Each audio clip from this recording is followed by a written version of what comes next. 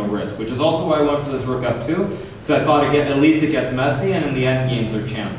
Because if I don't play this bishop to the rook f2, I thought it was just probably very bad. But again, I was intending to play queen e7, and I didn't like what I saw, and I just changed my mind. But of course, I had spent 30 minutes looking at this whole line to play queen e7, and then I changed my mind. So yeah, definitely, I don't think it was in control at all for either of us. So sometimes it's actually a decision just from a practical standpoint, I'd say, that you know that you have to do something messy now. Yeah, but actually I missed queen d. I mean, the problem is I also missed queen d3, because I thought after rook d5, queen h4, the move that I was expecting was queen d6, because if rook f6, there's a very beautiful checkmate with the queen sap. But rook e2 is. But rook e2, exactly. So yeah, I mean, there's this, and then as soon as I play, I realized there's queen d3, and I was just very unhappy again. I knew I had rook f6 to at least keep the game going, but it felt very shaky around here.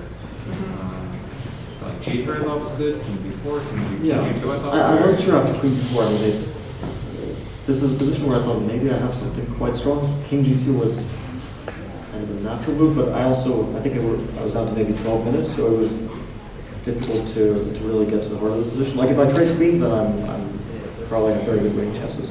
But how do I trade queens is another question. So yeah, king g2, and maybe after bishop b2 it was critical. I mean, we were discussing rook b1 as perhaps a better try than what I did. Rook f5 was a bit lazy because I was getting low on time, and so I thought it was a safe advantage, but it might also not be a big advantage. And by lazy, you mean that you didn't want really to calculate and have a lot of lines, you just wanted to save some time, right? Or?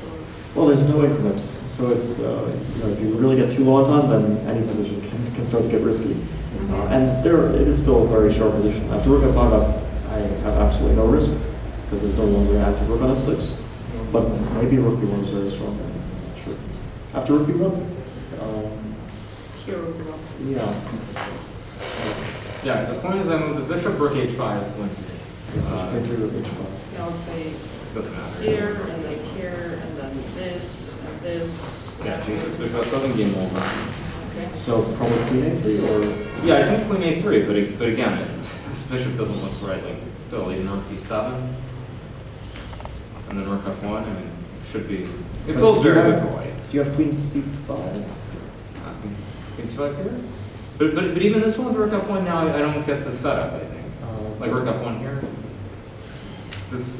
I mean, maybe the computer will still say this, but I just think if I don't get g6, king g7, this should also be highly unpleasant. Just feels. So rook takes f1. King f1.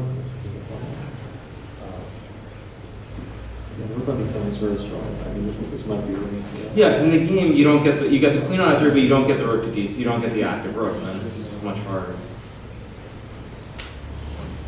I felt like I had a huge advantage, but I just maybe this was a very inaccurate move. And after bishop f6, I don't know. I should still be able to press this like very, very seriously. But how I do it is another question. So from this standpoint, you said that you didn't want to very risky. You also was low on time. There was no increment. So does the time control really influence your decisions? Okay, it means that if you had increment, for example, would it be different? I would probably spend a bit more time. I mean, I wouldn't worry about getting down to 1 minute or 2 seconds because I can't flag, and the position will be safe if I always have 30 seconds. So I probably wouldn't worry too much about getting down to my final minute with like 10. Okay, we still have 10 moves to go, and you don't want to be trying not to flag. Yeah. So I don't know. It's of course. It's just a different dynamic because let's say we start with less time at the beginning of the game, but like in the women's games, but we have an increment. Then maybe you use your time differently at the start. So it's always difficult to make these decisions throughout the game. From the very beginning, you have to decide how to use your time, and you don't know what will happen later in the game. And in general, which time control do you prefer?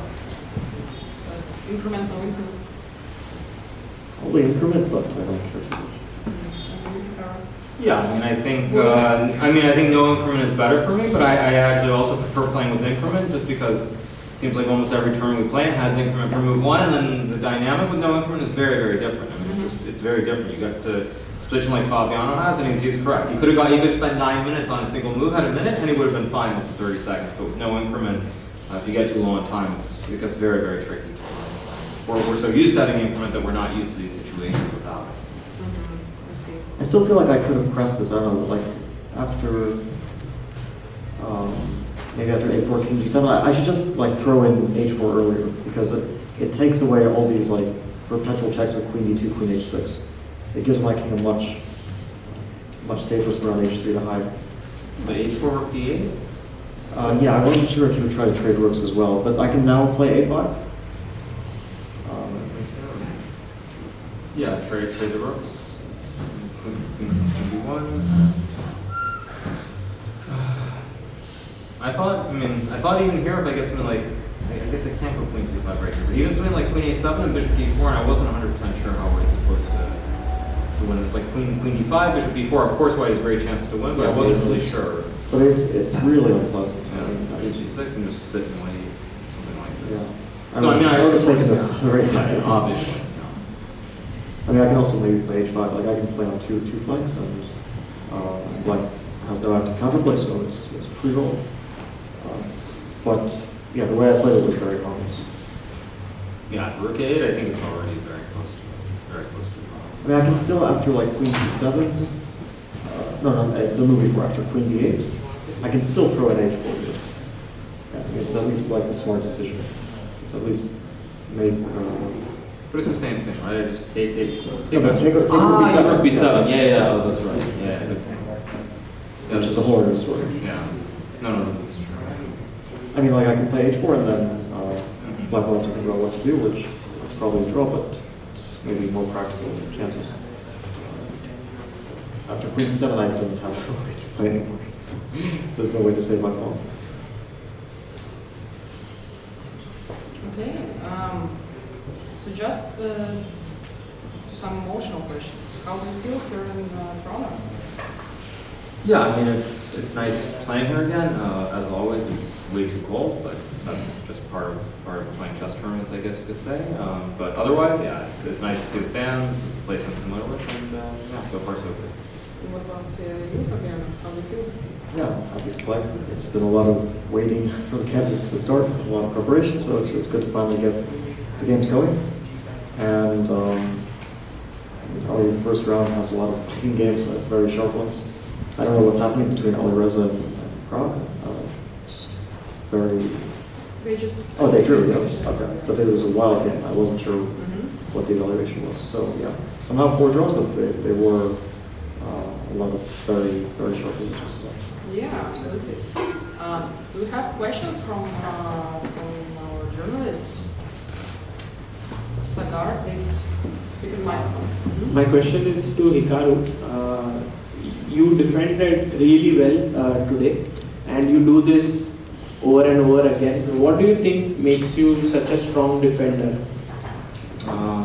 Well, I think it's sort of, I'm used to playing a lot of bad positions, and in general, I think my opening preparation is probably not as good as some of the other players, so I'm pretty comfortable just playing worse positions. And I mean, I think it's funny too, because when I was doing my training camp before this event, obviously I looked at the C5 line, and one of the German GMs who was helping me was very, very unhappy. He's like, why are you playing this stuff? You're just going to get a worse position and lose.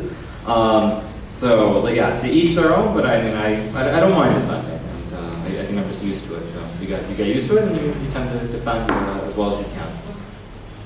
Thank you. Any more questions?